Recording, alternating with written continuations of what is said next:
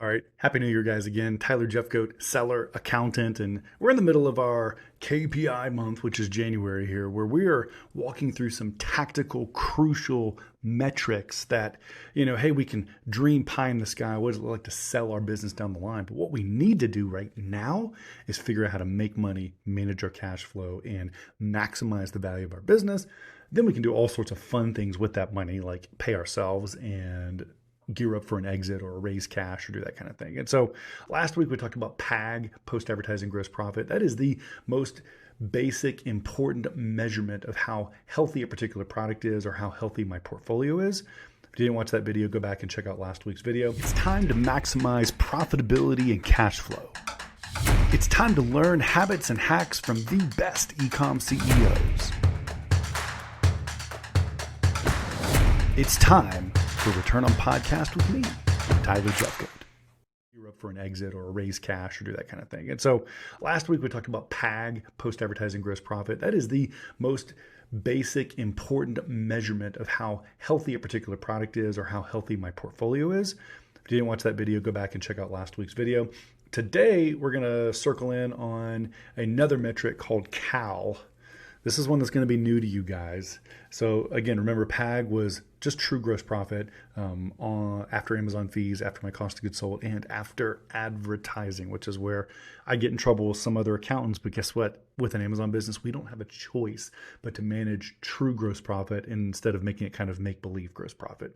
And so once we understand our core profit margins and we decide whether we're happy or sad with those core profit margins, I want you to look at the example on the screen here. So we kind of have decent. I don't know if you remember my mood chart last week, but 20% PAG is one where we're like, okay. We're not like ecstatic, but we're pretty happy to have 20% PAG. And now we want to try to unpack what it looks like to diagnose what the problem is if we were going to try to improve it. Well, what I told you guys last week is, guess what? If the market will support it, just raise your price, because raising the retail price solves a ton of problems. But let's say the market won't support you raising your price. Your competitors are whipping your ass all of a sudden because you just raised your price by $10, right? Okay, in that situation, we're going to have to take a step back and we're going to have to look more closely at the controllable underlying expenses. And there are two that are super important: my actual landed cost of goods sold and my advertising load. I don't get to change Amazon's fees. It's rare that I can redesign my packaging to limit my FBA load. But what I can do is I can choose what I spend on ads. And what I can do is I can dust off my passport, fly to China, spend time with my suppliers, and renegotiate my supply chain. Now, it may not be practical, but I can actually do something about that part of my expense. And so what I've come up with as a CFO for 9 figures a year in Amazon sales is I realized I needed a metric that didn't exist. I needed a metric that measured what my COGS plus my advertising load is. We call it CAL because I'm not a real creative guy. I'm an accountant. CAL because if you think about it, having lower calories tends to make you healthier.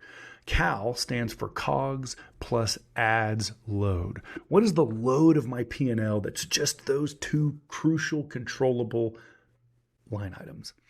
And obviously the lower my CAL, the better, because that means I have lower COGS and I haven't spent as much on ads. The other thing that's really important about CAL is that the better my margins are for my cost of goods sold, the more I can afford to spend on advertising. And so I wanted you guys to start viewing these two line items in tandem. They're part of the same coin. They're flip sides. If I have really crappy margins, like let's for instance, lower my price here so I can manipulate this. Okay, so if I've got pretty low margins, like what's on the screen now, and I'm getting an unacceptable profit margin of only 15%, one way to address that, if I can't control my COGS right away, is I'm going to have to lower my advertising budget. I may only be able to spend 9 or 10% because I want to keep the total of my cost of goods sold and my tacos in line, right? And so again, the way we measure that is called CAL. Let me bring up the good old mood chart. We had one of these last week for PAG. Let's look at it for our CAL. So if our COGS and ads load is less than 40%, we got a low calorie baby. We are so healthy. Woo, woo. This is amazing. The brands that I saw exit for 5, 6x multiples during the kind of feeding frenzy of a couple years ago, all had CALs that were less than 40%. They had an unbelievable profit margin on their products and were able to sell that differentiated product at a premium margin. So if your CAL is really small, which again, remember for CAL, we want it to be low. We don't want these expenses. We want to control our calories, right? We want those costs to be down. A lower margin, anything lower than 40% total is amazing. If I'm 40 to 45%, I'm in really good shape. I'm really happy with that.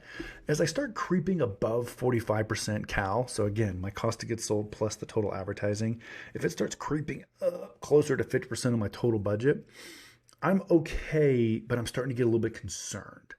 And I could be in some trouble if my CAL is over 50%.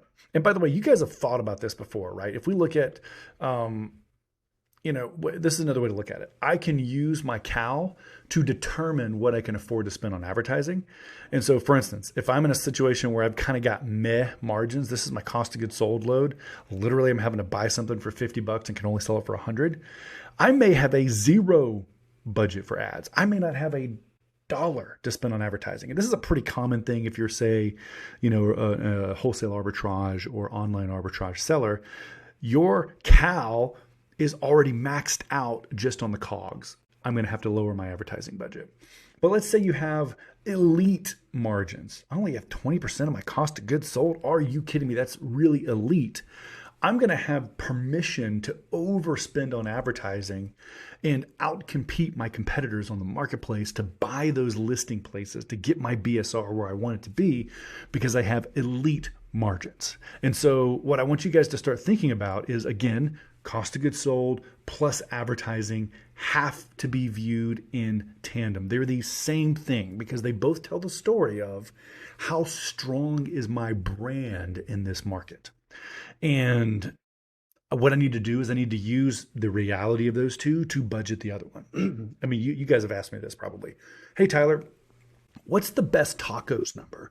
How much can I afford to spend on advertising? And I'm going to say, I don't know until I know exactly what your cost of goods sold is. Because if I know your cost of goods sold, I can calculate your CAL, which is this COGS ads load. And that allows me to reverse engineer what you can afford to pay on for advertising, right? Or if you're to say, hey, Tyler, what's a good cost of goods sold ratio? And I'm going to be able to go back to you and say, I still don't know, because until I know how much advertising juice is required for me to get your product to move and to be successful, I don't know. Like, right, if it's taking a ton of ads because it's a really competitive or commoditized category, oh boy, I better find a product that has really, really good cost of goods sold margins, because if it doesn't, I'm in trouble and I'm not going to be able to keep up and compete with my competitors. So again, the key takeaway here, just to make this simple, CAL, again, we like a low calorie diet if we're trying to get healthier. Listen, I'm like 240 here, so this is not me. I ain't judging, okay? But we lower calories, associate that with health. CAL stands for COGS plus ads loads. I want to understand what the sum of these two line items of my profit and loss are, what my landed cost of goods sold is, plus my advertising. And that tells me with one simple little metric how healthy and strong my brand is on my website or on my marketplace. And it may give me some insights in how I can correct my offering and capture more margin using these two crucial controllable expenses. So thanks for watching this video. Really appreciate your support. If you don't mind, leave me comments. I love to hear how you're interacting with this information. Feel free to book a discovery call if you want me to look at your stuff. I'm happy to look at it. I think this stuff is fascinating. I do this on my spare time. And, next week we're going to run through the holy grail, like the KPI to rule them all. You've heard me talk about it before, but I'm going to unpack it really simply for you in next week's video. It's called Return on Working Capital. Again, if you didn't go back last week and watch the post-advertising gross profit or PAG video, I highly encourage you to go do that. And then I want you to start using CAL, COGS plus ads load, to define and understand how healthy your brand is. Until next week. Take care.